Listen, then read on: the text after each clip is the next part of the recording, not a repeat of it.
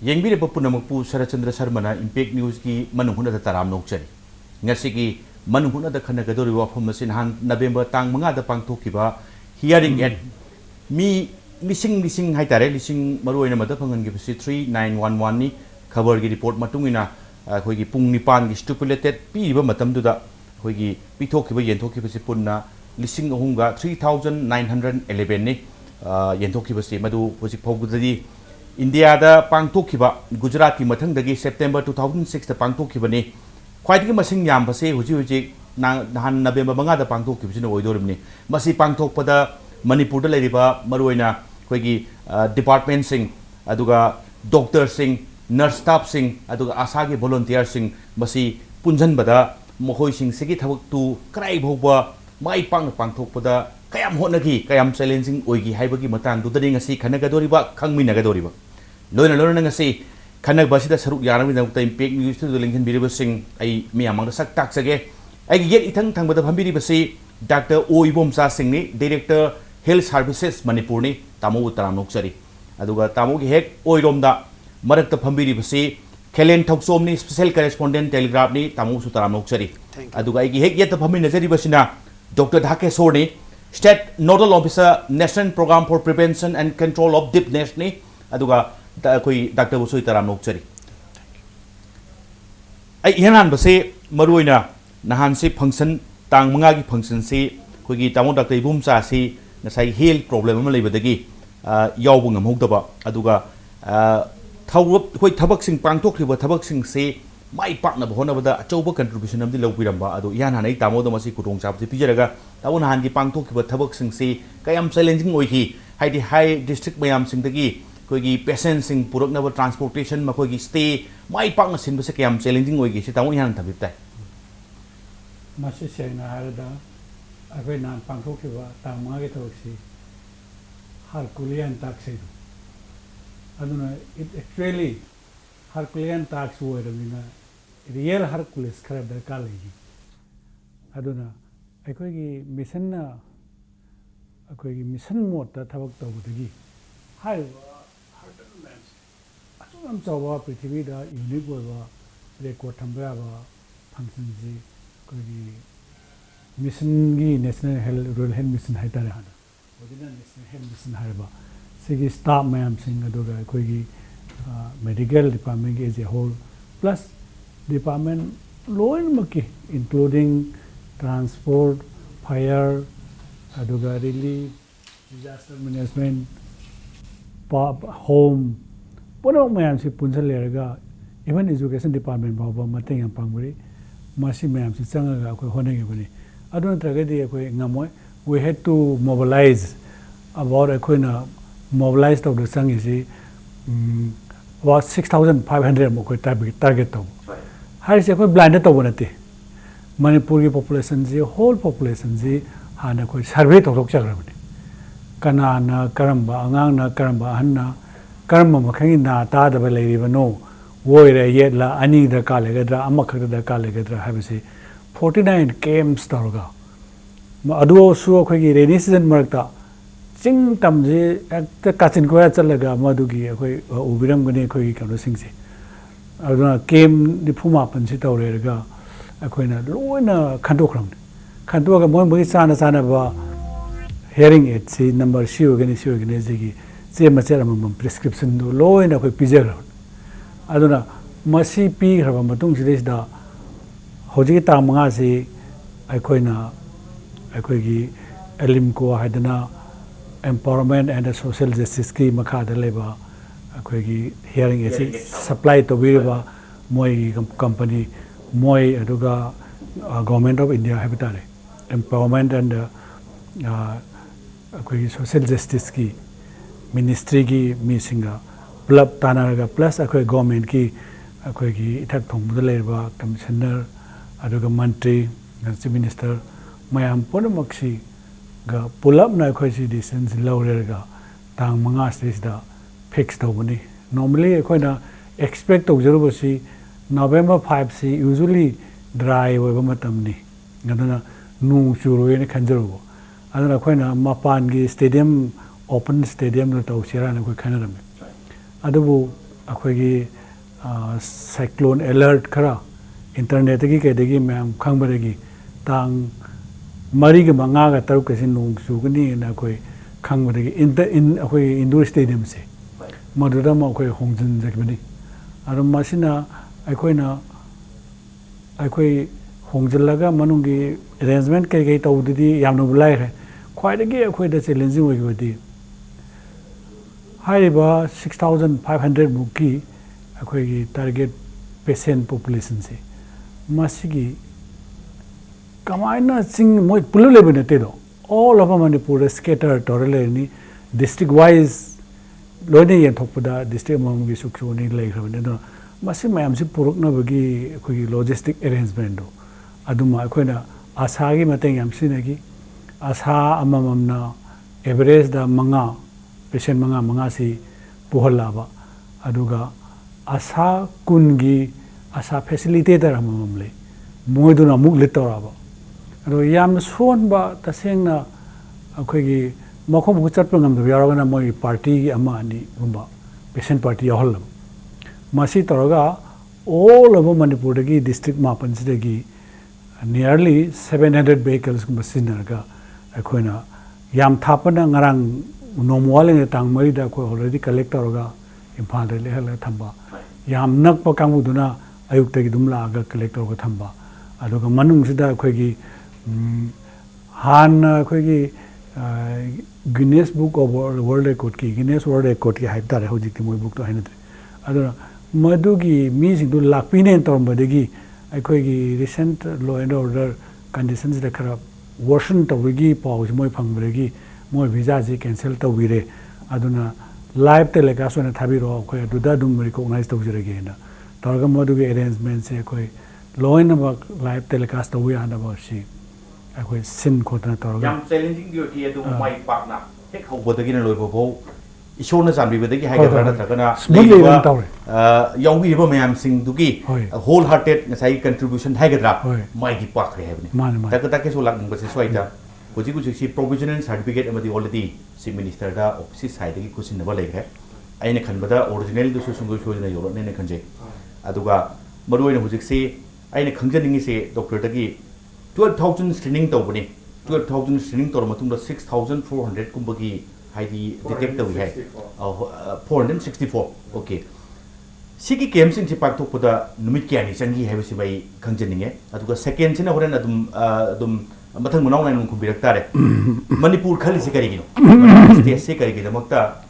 ꯈꯜꯂꯤꯅꯣ ꯃꯁꯤꯒꯤ ꯃꯤꯁꯟꯁꯤ ꯃꯁꯤꯒꯤ event record setting historic ꯑꯣꯏꯕ ꯏꯚꯦꯟꯠꯁꯦ ꯄꯥꯡꯊꯣꯛꯅꯕꯒꯤꯗꯃꯛꯇ ꯃꯅꯤꯄꯨꯔ ꯈꯟꯈ꯭ꯔꯤꯁꯤ ꯀꯔꯤꯒꯤꯅꯣ ꯏꯍꯥꯟ ꯍꯥꯟꯕ ꯑꯣꯏꯅ ꯑꯩꯈꯣꯏ ꯀꯔꯝꯍꯥꯏꯅ ꯉꯁꯥꯏꯒꯤ ꯀꯦꯝꯞ ꯃꯌꯥꯝꯁꯦ ꯇꯥꯔꯤꯛ ꯀꯌꯥꯗꯒꯤ ꯀꯌꯥꯐꯥꯎ ꯄꯥꯡꯊꯣꯛꯈꯤꯒꯦꯗꯣ ꯑꯩ ꯍꯥꯏꯖꯒꯦ तसेंना अखोइना हौरक्प मतमददि मणिपुर केम कया पांथोकदगे हाइबसी अखोइ अकक्नब कैसु लेखिदे अखोइगी एम एंड ऑब्जेक्टिव कैनो हाइरगदि मना तादबा अखोइगी ना ताथिबसिंगसे लोइनमक्ता हियरिंग एड फ्री द पीबा हाइबगी एम सिदा अखोइ पुथोकसगिबनि द वर्ल्ड रिकॉर्ड सेट तौबगी अखोइ अदुगुंबा अखोइ पुंगनिंगदा लेजगिबसु लेजदे अखोइगी हौदोकचब मतमदा अखोइ national program for prevention and control of deafness ayang paijeri sidaida hearing aid screening taunabagi paisa su leijade the hearing aid screening taudragadi manipur kayam yamna hearing loss leba mi legadagi haibsu khangoi da maramna ayang ai thak thongba officer koi saribom chada haijei director da mahangna aina haribu khuding adum yabi mathang da koi gi commissioner makoi ni punbiraga masidi taudabe yada thabam ni haina पैसा government की side की पुथोपीरगा national health mission की Arab पैसा दगी पुथोपीरगा दुमाइना कोई तौजगिमने हाइजब तारे मसिदा अखोइना district तगी मागी district तुगी ओइना लेरिबा कोई चीफ मेडिकल ऑफिसर अमदि डिस्ट्रिक्ट नोडल ऑफिसर हाइतारे डिस्ट्रिक्ट तुगी ओइबा आई प्रोग्राम सु पाइबा अदुगुंबा मियोइसिंग याम मरु ओइबा मियोइसिंग मखोइगी मतेंग लौजरगा कोई अपुनबा मीटिंग वा पांगथोकसगी कोई सारिबोम चागी मनाक्ता हारिबा सारिबोम साइ का द पांगथोक सबदुम मीटिंग दुदैदा अलिम को हाइदना खोइ ministry of social justice and empowerment मखोइ मियोइ सिंगजु गहति दे लागा दुम याविखि मसिदा खोइ हंगजखि डिस्ट्रिक्ट खुदिंग मक्की खोइना केम करम जगह दा तौरगा मी से अयाम बा कवर तौबो यागदगे ꯑꯩꯈꯣꯏꯅ ꯐꯨꯜ ꯄ꯭ꯔꯨꯐ ꯑꯣꯏꯅ ꯃꯅꯤꯄꯨꯔꯗ ꯂꯩꯕ ꯈꯨꯗꯤꯡꯃꯛ ꯂꯣꯏꯅꯃꯛ ꯍꯦꯛꯇ ꯀꯣꯚꯔ ꯇꯧꯕ ꯉꯝꯅꯅꯕ ꯍꯣꯠꯅꯁꯤ ꯍꯥꯏꯕꯃꯛꯇꯤ ꯌꯦꯡꯖꯔꯁꯨ ꯄꯥꯟꯗꯝꯗꯤ ꯑꯗꯨꯃꯛꯅꯤ ꯑꯩꯈꯣꯏꯅ ꯇꯧꯖꯈꯤꯕꯁꯦ ꯑꯗꯨꯕꯨ ꯑꯀꯛꯅꯕ ꯔꯤꯁꯣꯔꯁ ꯂꯩꯕ ꯃꯔꯝꯅ ꯑꯩꯈꯣꯏꯅ ꯌꯥꯔꯤꯃꯈꯩ ꯃꯁꯤ ꯃꯁꯤꯡ ꯇꯧꯗꯕ ꯌꯥꯗꯕ ꯈꯔ ꯇꯧꯔꯒ ꯃꯦꯛꯁꯤꯃꯝ ꯏꯟꯚꯣꯜꯕ ꯇꯧꯍꯟꯕꯒꯤ ꯑꯪꯀ ꯑꯃꯗ ꯁꯤꯟꯖꯈꯤꯕꯅꯤ ꯑꯗꯨꯅ ꯑꯩꯈꯣꯏ ꯗꯤꯁꯇ꯭ꯔꯤꯛ ꯑꯃꯗ ꯑꯩꯈꯣꯏ ꯀꯦꯝꯞꯁꯤ ꯈ꯭ꯋꯥꯏꯗꯒꯤ ꯄꯤꯛꯄꯗ 3 ꯑꯗꯩ ꯈ꯭ꯋꯥꯏꯗꯒꯤ ꯆꯥꯎꯕꯗ 7 9 ꯁꯨꯃꯥꯏꯅ ꯇꯧꯖꯔꯒ ꯃꯔꯨꯑꯣꯏꯅ ꯃꯁꯤꯗꯤ ꯑꯩꯈꯣꯏ ꯌꯥꯝꯅ ꯆꯥꯎꯕ ꯑꯣꯏꯔꯒꯁꯨ ꯃꯤꯑꯣꯏ ꯌꯥꯝ ꯂꯩꯔꯒꯁꯨ ꯏꯝꯐꯥꯜ ꯋꯦꯁ ꯀꯨꯝꯕꯗꯗꯤ 3ꯒꯨꯝꯕꯅ ꯑꯗꯨꯝ ꯌꯥꯕ ꯅꯛꯅꯕꯅꯤꯅ ꯑꯃꯗ ꯂꯥꯛꯅꯔꯒ ꯑꯗꯨꯝ ꯇꯧꯕ ꯌꯥꯕ ꯆꯠꯊꯣꯛ ꯆꯠꯁꯤꯟ ꯅꯨꯡꯉꯥꯏꯈꯤꯕꯒꯤ ꯑꯗꯨꯅ ꯉꯁꯥꯏꯒꯤ ꯖꯒꯥ ꯑꯃꯗ ꯃꯤ 2,000-3,000 ꯇꯤꯜꯂꯒꯁꯨ ꯍꯥꯏꯗꯤ ꯑꯃꯨꯛ ꯊꯤꯕ ꯃꯇꯝꯗ ꯃꯤ ꯃꯁꯤꯡꯁꯦ 100-150 ꯊꯣꯛꯂꯛꯑꯒꯁꯨ ꯑꯩꯈꯣꯏꯅ ꯇꯧꯕ ꯃꯇꯝꯗꯗꯤ ꯀꯦꯝꯞꯁꯤ ꯃꯁꯤꯡ ꯌꯥꯝꯗꯅ ꯇꯧꯕ ꯌꯥꯕ ꯄꯩꯁꯥꯁꯨ ꯌꯥꯝ ꯆꯪꯗꯕ ꯑꯗꯣ ꯑꯩꯈꯣꯏꯅ ꯑꯔꯥꯏꯕ ꯉꯥꯛꯇ ꯑꯩꯈꯣꯏ ꯊꯤꯖꯈꯤꯗꯦ ꯑꯩꯈꯣꯏꯒꯤ ꯄꯥꯟꯗꯝꯗꯤ ꯆꯤꯡꯅꯨꯡ ꯌꯥꯝꯅ ꯍꯨꯠꯆꯟꯅ ꯂꯩꯕ ꯌꯥꯝꯅ ꯐꯤꯕꯝ ꯆꯥꯗꯕ ꯖꯒꯥꯁꯨ ꯌꯧꯁꯤ ꯍꯥꯏꯕꯒꯤ ꯄꯥꯟꯗꯝꯗ ꯂꯝꯕꯦꯟ ꯂꯩꯇꯕ ꯖꯒꯥꯗ ꯅꯣꯡ ꯆꯨꯕ ꯃꯇꯝꯗ ꯑꯩꯈꯣꯏꯒꯤ ꯂꯝꯕꯦꯟꯗ ꯂꯦꯟꯁ꯭ꯂꯥꯏꯗ ꯇꯧꯔꯒꯁꯨ ꯒꯥꯔꯤꯁꯤꯡꯁꯤ ꯊꯧꯖꯟꯅꯕ ꯑꯩꯈꯣꯏꯒꯤ JCBꯅꯆꯤꯡꯕ ꯇꯦꯝꯈꯥꯏꯗꯅ ꯍꯣꯠꯅꯖꯔꯒ ꯆꯪꯁꯤꯜꯂꯒ ꯑꯗꯨꯃꯥꯏꯅ ꯇꯧꯈꯤꯕ ꯑꯗꯨꯒꯨꯝꯕ ꯃꯈꯜꯒꯤ ꯌꯥꯝ ꯊꯋꯥꯏ ꯌꯥꯎꯅ ꯇꯧꯖꯕ ꯀꯦꯝꯞ ꯑꯃꯅꯤ ꯃꯁꯤꯗ ꯑꯩꯈꯣꯏꯅ ꯃꯅꯤꯄꯨꯔꯗ ꯍꯧꯖꯤꯛꯐꯥꯎ ꯂꯩꯔꯤꯕ ꯑꯩꯈꯣꯏ ꯍꯤꯌꯔꯤꯡ ꯂꯣꯁꯀꯤ ꯄꯣꯄꯨꯂꯦꯁꯟꯁꯤ ꯋꯥꯔꯜड ꯍꯦꯜꯊ ꯑꯣꯔꯒꯅꯥꯏꯖꯦꯁꯟꯅ ꯄꯤꯕꯤꯕ ꯅꯤꯌꯣꯝꯗꯗꯤ 0.1% ꯀꯨꯝꯕ ꯑꯣꯏꯒꯗꯕꯅꯤ ꯁ꯭ꯇꯦꯇꯤꯁꯇꯤꯛꯁꯇ ꯃꯁꯤ ꯃꯣꯏꯅ ꯍꯥꯏꯐꯦꯠ ꯑꯩꯈꯣꯏ ꯆꯥꯎꯔꯛꯄ ꯁ꯭ꯇꯗꯤ ꯑꯃꯗ ꯇꯧꯕꯤꯈꯤꯕ ꯑꯣꯏꯔꯝꯒꯅꯤ ꯑꯗꯨꯕꯨ ꯑꯩꯈꯣꯏꯅ ꯌꯦꯡꯖꯕ ꯃꯇꯝꯗ ꯃꯁꯤꯒꯤ ꯑꯣꯜꯃꯣꯁ ꯗꯕꯜ ꯍꯥꯏꯕ ꯇꯥꯔꯦ 0.22% ꯀꯨꯝꯕ ꯍꯤꯌꯔꯤꯡ ꯂꯣꯁ ꯂꯩꯔꯝꯕ ꯑꯗꯨꯅꯁꯨ ꯂꯣꯏꯔꯦ ꯍꯥꯏꯅ ꯑꯩꯈꯣꯏꯅ ꯂꯧꯖꯗ꯭ꯔꯤ ꯈꯔ ꯃꯈꯩ ꯆꯤꯊꯕ ꯑꯗꯨꯝ ꯌꯥꯎꯔꯝꯒꯅꯤ ꯍꯥꯏꯅ ꯑꯩꯈꯣꯏ ꯈꯪꯖꯩ ꯑꯗꯨ ꯑꯣꯏꯔꯒꯁꯨ ꯑꯩꯈꯣꯏꯅ ꯌꯥꯝꯗ꯭ꯔꯕꯗ 90% ꯃꯊꯛꯇꯤ ꯀꯣꯚꯔ ꯇꯧꯔꯕꯅꯤ ꯍꯥꯏꯕꯒꯤ ꯊꯥꯖꯕ ꯂꯩꯖꯩ ꯑꯗꯨꯅ ꯍꯥꯏꯔꯤꯕ ꯐꯤꯕꯝꯁꯤ ꯌꯧꯔꯛꯑꯀꯥꯟꯗ ꯑꯩꯈꯣꯏꯅ ꯉꯁꯥꯏꯒꯤ ꯃꯤ 3,963 ꯄꯨꯊꯣꯛꯄ ꯀꯥꯟꯗ ꯑꯉꯛꯄ ꯄꯥꯎ ꯑꯃ ꯑꯣꯏꯈ꯭ꯔꯦ ꯑꯗꯨ ꯃꯅꯤꯄꯨꯔꯅ ꯏꯍꯥꯟ ꯍꯥꯟꯅ ꯈꯜꯂꯤꯕ ꯀꯔꯤꯒꯤꯅꯣ ꯍꯥꯏꯕꯒꯤ ꯃꯇꯥꯡꯗ ꯑꯩꯅ ꯍꯥꯏꯖꯅꯤꯡꯕꯗꯤ ꯑꯁꯤꯒꯨꯝꯕ ꯏꯅꯤꯁꯤꯌꯦꯇꯤꯚꯁꯦ ꯄꯩꯁꯥ ꯄꯤꯗꯦ ꯑꯩꯈꯣꯏꯗꯤ ꯇꯧꯕ ꯉꯝꯃꯣꯏ ꯍꯥꯏꯗꯅ national programme for prevention and control of deafness ꯑꯩꯅ ꯄꯥꯏꯖꯔꯤꯕꯁꯦ ꯁ꯭ꯇꯦꯠ ꯈꯨꯗꯤꯡꯒꯤ ꯑꯝꯇ ꯇꯧꯈꯤꯗꯦꯕ ꯁꯨꯃꯥꯏꯅ ꯃꯥꯁꯇ ꯑꯗꯣ ꯑꯩꯈꯣꯏꯅ ꯇꯧꯔꯤꯁꯤ ꯇꯥꯔꯤꯛ 9ꯗꯒꯤ ꯍꯧꯖꯕꯅꯤ ꯖꯨꯂꯥꯏꯒꯤ ꯑꯗꯨꯗ ꯑꯩꯈꯣꯏ ꯊꯧꯕꯥꯜꯒ ꯆꯥꯟꯗꯦꯜꯒ ꯍꯧꯖꯩ ꯑꯗꯨꯅ ꯇꯧꯖꯔꯛꯄꯅ ꯑꯩꯈꯣꯏꯅ ꯑꯥꯒꯁꯠꯀꯤ ꯇꯥꯔꯤꯛ 2 ꯐꯥꯎ ꯑꯩꯈꯣꯏ ꯄꯥꯟꯗꯝ ꯊꯝꯖꯕꯅꯦꯕ ꯇꯥꯔꯤꯛ 1ꯗ ꯑꯩꯈꯣꯏꯅ ꯆꯤꯊ ꯅꯥꯟꯊꯧꯕ ꯑꯌꯥꯝꯕ ꯂꯣꯏꯁꯤꯟꯕꯗꯒꯤ ꯇꯥꯔꯤꯛ 1ꯗ ꯑꯗꯨꯝ ꯂꯣꯏꯁꯤꯟꯖꯈꯤ ꯑꯗꯨꯅ ꯄꯨꯟꯁꯤꯜꯂꯒ ꯑꯩꯈꯣꯏꯅ ꯅꯨꯃꯤꯠꯁꯤ ꯑꯩꯈꯣꯏꯅ 22 ꯁꯨꯃꯥꯏꯅ ꯑꯩꯈꯣꯏ ꯄꯥꯡꯊꯣꯛꯆꯈꯤꯕ ꯑꯗꯨꯒꯨꯝꯕ ꯄ꯭ꯔꯣꯒ꯭ꯔꯥꯝ ꯑꯃꯅꯤ ꯑꯗꯨ ꯉꯁꯥꯏꯒꯤ ꯂꯥꯛꯈꯤꯕ ꯃꯤꯁꯤꯡꯗꯨ ꯌꯥꯝꯃꯟꯕꯗꯨꯗ ꯑꯩꯈꯣꯏ ꯃꯤꯅꯤꯁꯇ꯭ꯔꯤꯅ ꯅꯈꯣꯏꯒꯤꯁꯤ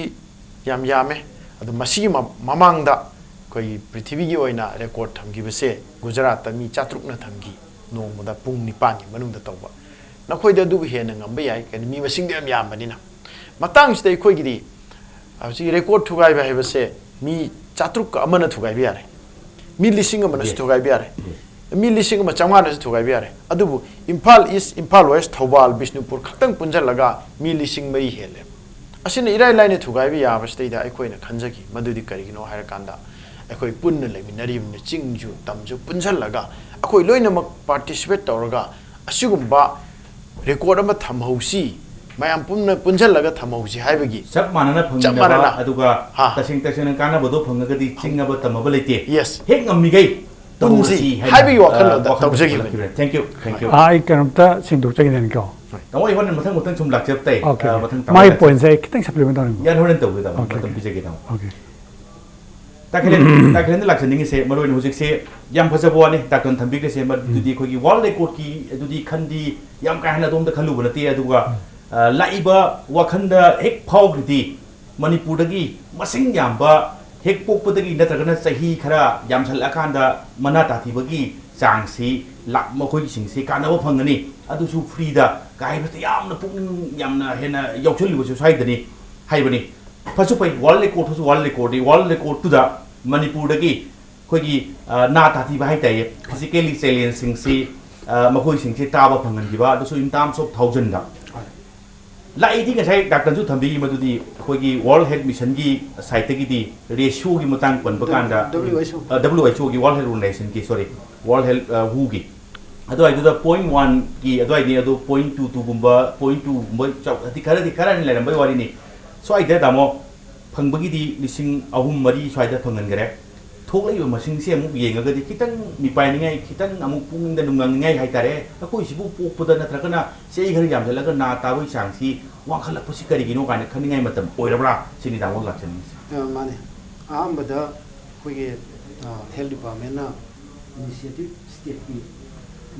इनिशिएटिव लोबीना कानो मयाम फंदे अदि मथतो वर्ल्ड रिकॉर्ड हमजु थमे हाय मणिपुर ना पिक्चर बसु गिनीज रिकॉर्ड की पेज इंग दे यावबसी हंदक किसिन मरी सुबनी आमबदा संबलै टोपियर की मलैग्रे मथंग सीजर की वर्ल्ड की लार्जेस्ट ट्यूमर लोकथोपगी मलैग्रे अदिगे अंगांग नुपामसा amana फुनाव बिना केनो चिंबगी पार चिंबगी केनो गे पिंकी चिंदा बाय तरात्रु फुनाव बिना कंसेक्यूटिवली 16 तबुम ले हंदक सिन मरी सुबनी नुंगाई अदु नुंगाई मरक सिदा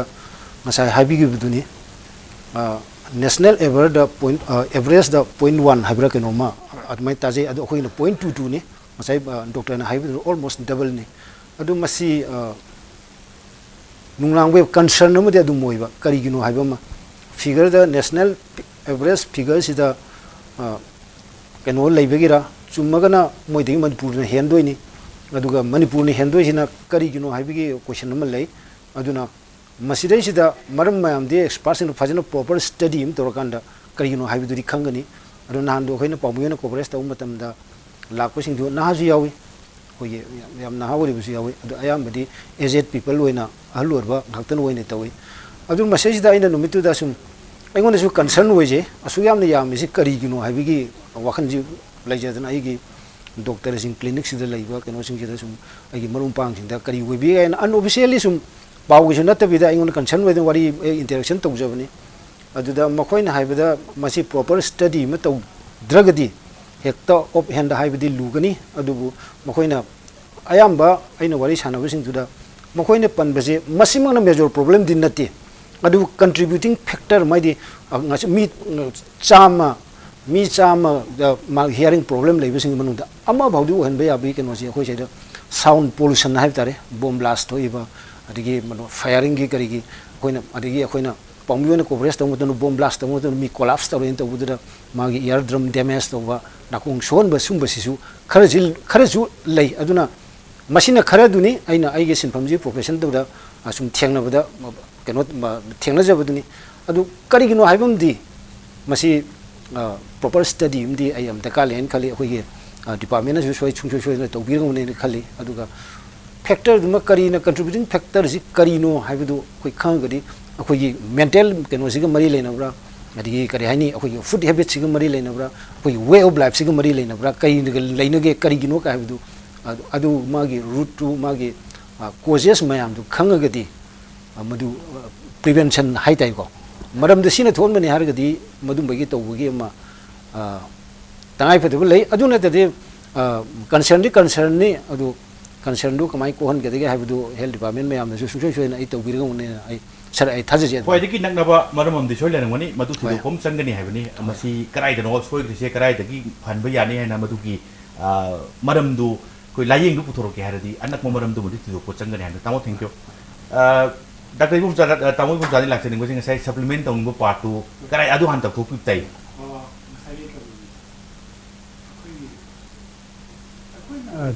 थबक तब मतमसिदा ना तादब मी खंदोपजे नेशनल हेल्थ मिशन जिगी पार्ट तरुक ले अदु मनुदा पार्ट मरी सुबा पार्ट ने मसी रूटीन वर्क ने अखोइना थबक से हौजब मतमदा सुमाइना अखोइगी वर्ल्ड रिकॉर्ड अमा थुगाइबे याय गाइजे आइडिया सुले ले जिगिदे सिंपली अखोइ ड्यूटी तबम थोकदो thoroughly dutifully adu ko sum tawjabadani adada akoina yam phan tawba aduga tholei ba akoina phangi ba finding mayam reida akoigi atopa mapan gi agency gi na moi mapan da taw khangamina snoi gi figure siti yam phajar haduna masi world record thu ba yarani haidana akoida suggest toraba adu so only about 1 month back adu khakta dene akoina anyway yardi thu ai ji kaino akhoisu haidana tawhiwa dane अदा असिम बगिदे अखोइना आइना हाइजिनिगिसे national health mission दा ना पंग बखतगी नतना मिट तांग बगिसु या चिन या फतबगिसु iodine watpagisu blood pressure wangbagisu cancer gisu all kind of non communicable diseases gi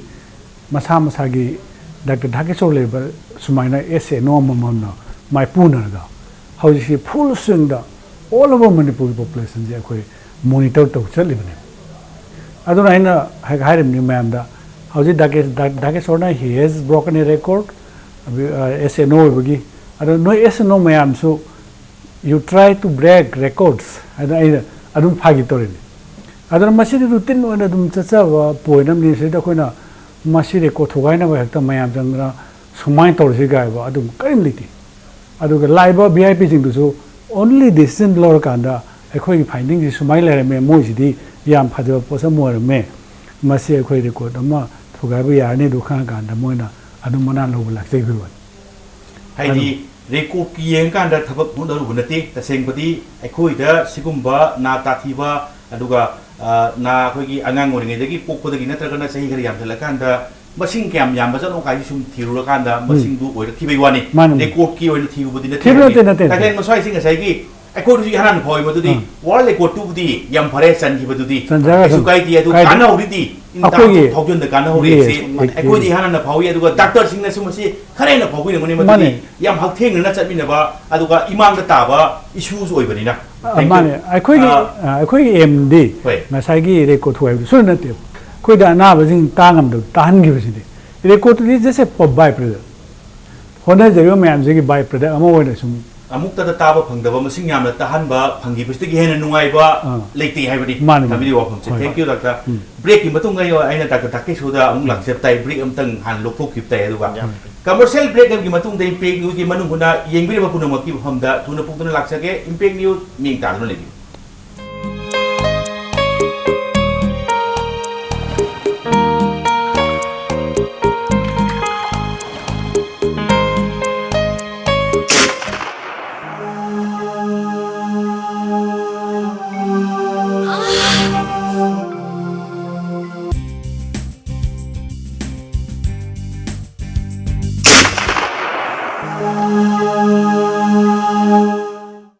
Oza Pain Relief Ointment Khwang naba hok chikpa tang chikpa amadi khu naba na singbada sinaba yarba Oza Lipsap Group na puthok saba Oza sinabiyo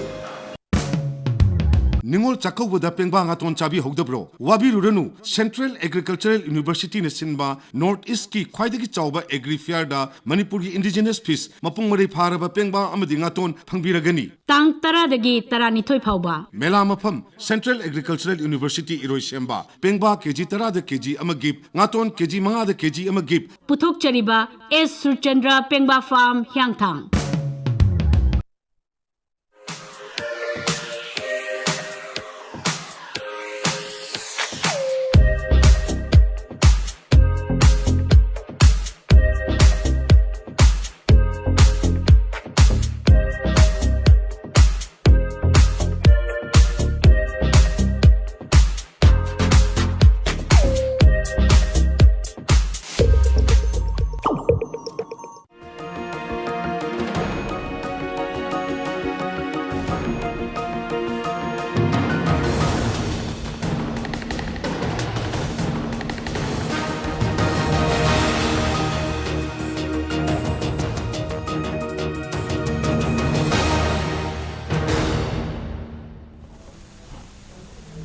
break ki matung da yengbi na punama pu amuk khona da ram nuksai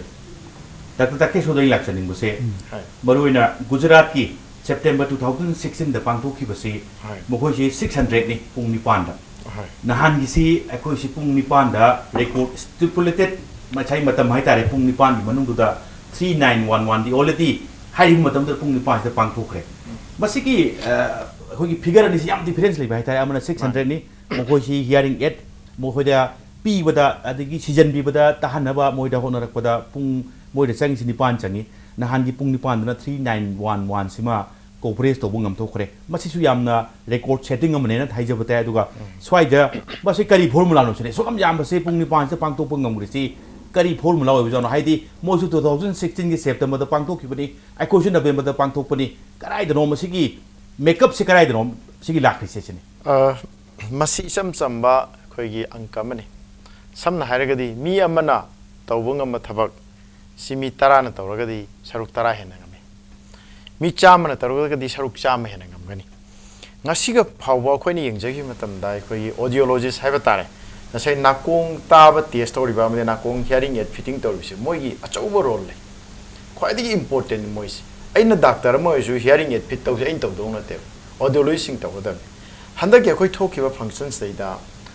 akhoi na thengna jaba mana akhoi na tawjagi ba tayari amadi kai no harigadi badodara da tawhiba matamda moina audiologist nipu sine nipu se koina karigumba sigi many times thugai jai tarbo kon angko chor matamda mi amade hearing it fit taw matamda yamdro de minute 10 changya ade min 10 sang tarbo di pung amada ekoine mi cham ga yankhai gumna fit taw khala adi pung amada mi chama pani mo fit taw ngamne adu tarbo di pung ni pan da di ekoi mi lising taret ko fit taw ngambe haibigi angkam da koin taw jeki bani matang state ekoi manipur audiology kun nga swai di hena leite aduna akhoi na manipur gi wang mata leiba audiologist sing gi mateng lo bata asing su mathak ta audiologist sing si manipur wang de lak to si maitoron khang manate aduna makhoi lak matam na makhoi gi interpret tong na ba makhoi volunteer darkar lai ad mi cham yang khai volunteers di yam dra da adu gi almost double habi chani yang khai de chahum muksi lai ta ba ya de di volunteer di question chen to da bani na sa audiologist amadi phamma to doi ni mangon da yeng chen ba si volunteer ani sang ga dori aduna khoi ni volunteer si yam sinar pata ba hayo angka mayam sidane khoi ni ngamjagi bese adu aikoina matang sida uhogdaba makhak leijaki maramdi kaino entry points data moina hayo matuina khoi live sangai mayam si magi computer da fitin tawdabane matang sida ingonda khoi event organizer na computer trama le su kun le su yani da haina mana takpi madu aina khanjabada computer si yankhai gum khoi tawrong ngamam tarba ngahan gi record se khoi di record loi gram matung je khoi hearing aid pi ba tokchade ngahan mi chawrang mi lising manga ga changai mathak to hearing aid pijagi adi lakpangam da ba yam haloi besing mayum da thambirami ado khara mana mai che cha ma mi khudak ta piba ngam da ba yauki da khoina pijagi badi mi lising manga ga changai ma pigi world record ki matam da mi lising ohung ga chamapan ga taramathoi khaktang yaujagi bi wani akhoina lakpa mi myam da hanan gi de hajari hoi ana matang sida khoi angka khaktang ne khoi hona jagi bi ado matang aina sum ujabada khoi karigumba khoina computer fitting tawse aingonda pautak pibiram dana computer yankhai to ne haitar boidi khoi choin tormani awaba nate leigadaw sante khoi wairaga su torbi aduna maduda khoi misi computer men taw misi 15 khaktang oibinina audiologist sing do lem da phamdan leiki matang sa audiologist ki matang dadi audiologist khoina chama yankhai mo khoina khoi attempt tawni matang sa ina khanjabada masi khoina puthopang ngamdo mande haidana ministry da khoi khoina hangjaki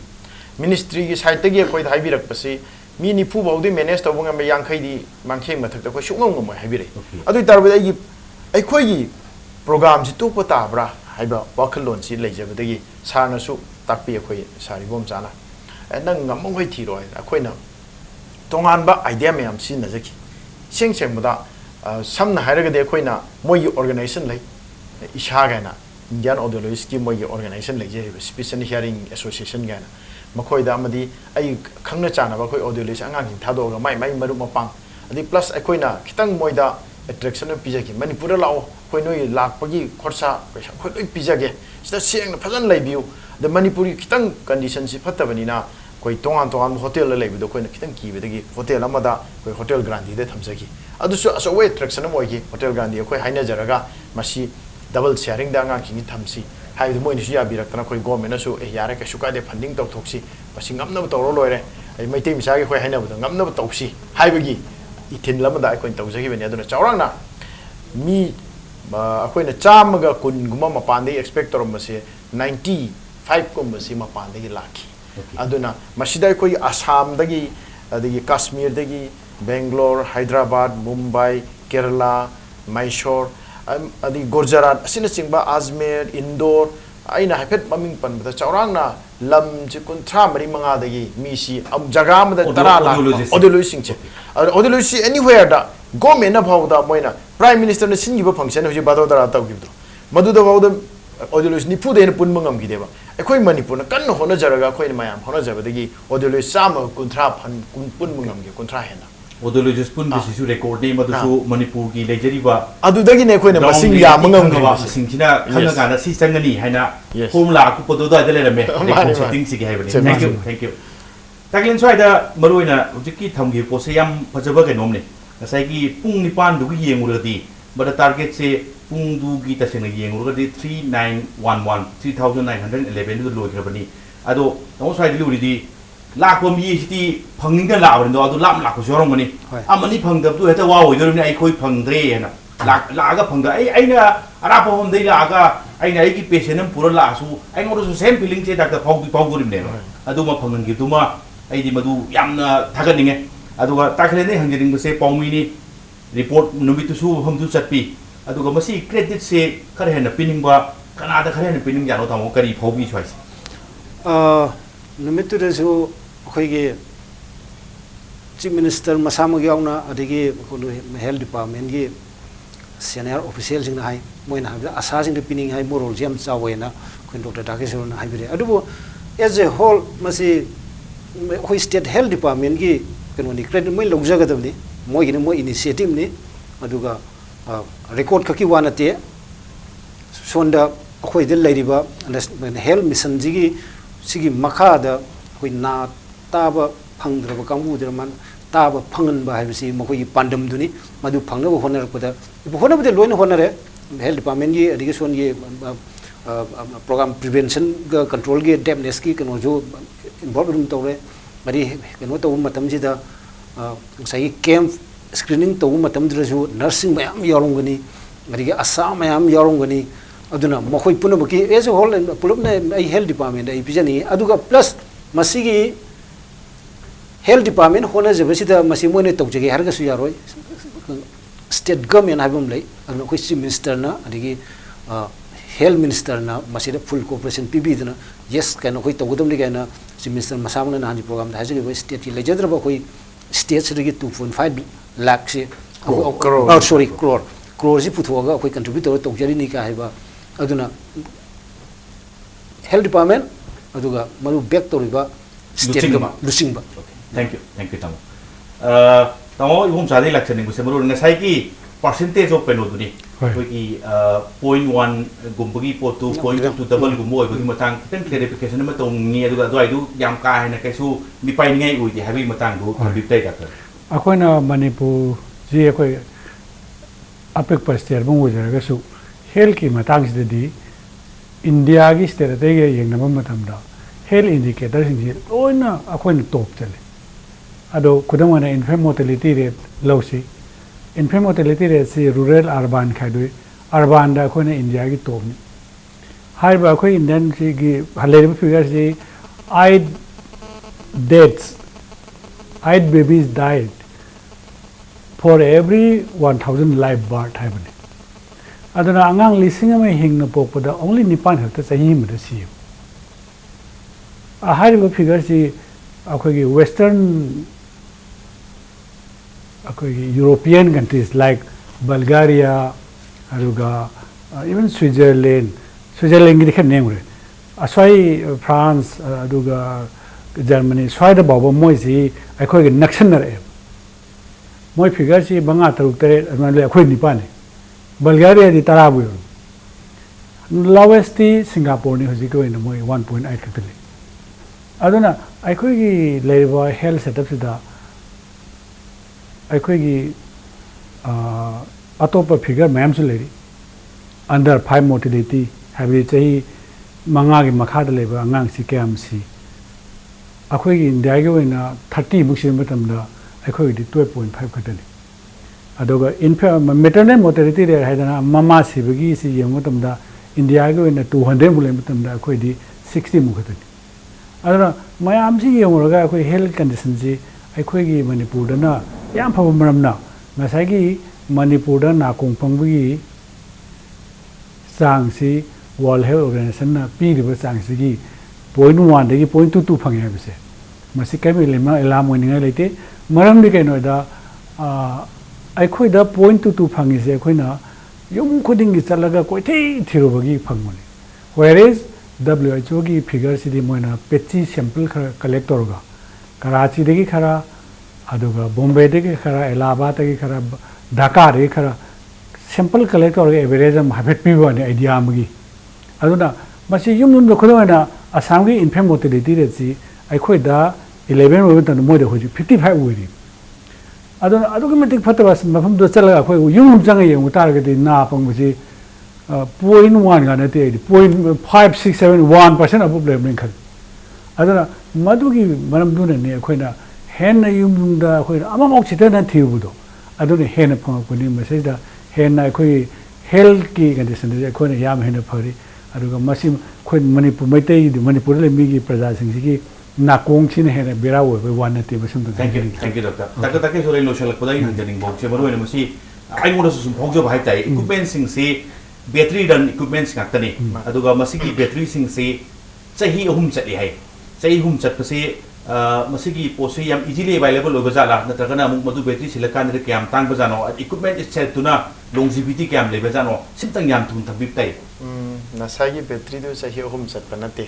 government na sahi ahum gi battery pi ba habani okay moina expect to receive battery amana tha ma chat pa habani adumak na tragasu aduna moina tha ma chat pa habani na koina na sagi sahi ami oina tha trani thoina trani thoi sahi ahum gi na kunthra tro oina pa bani ana strip si moina taruk pi strip amata taruk han adubu adumak na tragasu masi koi gi thama maya da chali habani thama pura hena chat pasu yai adagi khara wa na chat pasu yai sijin na bai matung ni kari gum bai ko na radio ta ma tam da khara yam lai khala tar di koi na satte da adai mung lai thara tar di koi na sali adu gum bani kanao mom na yam kanna koi gi lai khala ta ba dar ka lai tar boi di maon di khara hena thun doi doi ni hajeri ba adu bu government gi idea da di moi ni pdc average da sahi ahum gi battery pi ba habani supply to thokre asida suna tana battery du piba dana tana sahi ahum loina kanda hairu misak di ministry da mai maming chandan lai grabni aadhar card nam dor mai photo nam lai grabni sahi ahum loi matam na ma se anuba ama mu hearing et to lobo dum ya ni ma free da asigi chu khudong chaba ai lege do bunate madu free de lobo ya ga ni ha sir ma se da khoi viewer sing ge benefit hai tare ga adu aina ju khangjeling ba sport tu mak da ngasai kem tu de ya hong dra ba ai kalik mu gi wife ni family ni मासी यागद्राय थांगे आइना हंगे यारोय सिरि already केनो तौग्र pony आइना हारे अदमाइन तौदना आइगी collective की family की member the तौब अदमाइन अतै खरम जु लेरम बसु यारी अदु मोय सुंदन मसी की बेनिफिट सि फंगे हारदि कमाय तौने दो कितंग हाय याम नुंगाइ जे मसी सु आइना पंजनिंग बनी दु वासु मथंग मथंग गांग बदा सिथा हो हाय तारे नसा हाइजे बदने अखोय की पांदम दी मी मना ताबा ताथिबा सिंगसे लोइना मक पीबा हाबि पांदम नि हौजे अखोय खोमजन लेपचद्री मी अखोय स्माइना अखोय हियरिंग टेस्ट तौरकांदा मागी लेवल अम लैगनी 40% एंड अबव असिउ मी सिंगसे मागी इनकम सर्टिफिकेट कुंबा अदे आधार कार्ड कुंबई कॉपी लॉक्शन जरगा अखोय मी सि मसिंग खोंगत चरी अदुना मसी ऑनगोइंग प्रोसेस अमनी दे हानगी सु मु अतोपमना नसागी खंगबिनि यारोंगनी नुमित द फंगद मी सि हौरी समना अखोय अलिम को दगी पिरंबा स्लिप टू मांगी दना लौबो याद मी सि याउखी मदु अखोयना हियरिंग एटसिंग दुदे खुता लोइन लैजरे district ko ni pi bado ala hobo singdo ye lakpang ngam gidaba singdo madusu mai mem da piru na ba ekoi na adugi pandam madum leijari aduna koi district nodal officer district khuding gi leijai makoi bu contact tawiraga lawdo mi singdo maduma lemho bu singdo lobiu adagi sathara iba program sigi matungina ekoi na makha ta na koi darka lebe singdo csang do koi district tu ge ai tan la pi bi gada wonate district si koi nodal officer leijai koi NPPCD goina makoi de pishin biraga makha ta na aduma koi mi cha mi chang am shok matam da amuk loktharaga koi amuk tang mi ama hewalak pa amuk khudak ta pi biding amjaroi aduna punjal laga koi mi changwa gu mai ne takpi rei ministry na changwa gu mek chubo de koi na madudei moi mi kauraga makoi de mi si photo na mi hajer aadhar card lawu de mai na photo na ma kana ma si masa ji phajana confirm toroga na mai masa gi aadhar card ko ma purakani aduga duplication tawdana ba mi amda ani ra han pi hidana ba adumba angkam mo honaraga piba ngakani soidana magi lai hobo singje loin piba ngamjagin thank you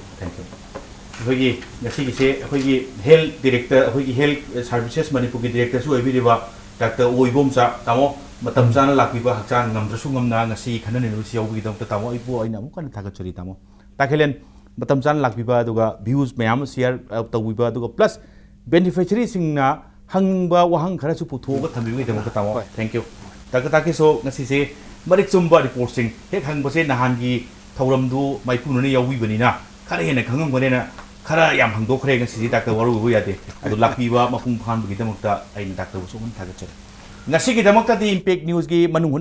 ꯃꯇꯥꯡꯁꯤꯗ ꯂꯣꯏꯁꯤꯟꯅꯕꯒꯤ ꯇꯥꯟꯖꯥ ꯌꯧꯔꯛꯂꯦ ꯑꯗꯨꯕꯨ ꯂꯝꯗꯝꯁꯤꯗ ꯊꯣꯛꯂꯤꯕ ꯊꯧꯗꯣꯛ ꯋꯥꯊꯣꯛ ꯀꯌꯥꯒꯤ ꯃꯔꯤꯛ ꯆꯨꯝꯕ ꯔꯤꯄꯣꯔꯠꯀꯤꯗꯃꯛ ꯏꯝꯄꯦꯛ ꯅ꯭ꯌꯨꯁ ꯃꯤꯠꯌꯦꯡ ꯇꯥꯗꯨꯅ ꯂꯩꯕꯤꯌꯨ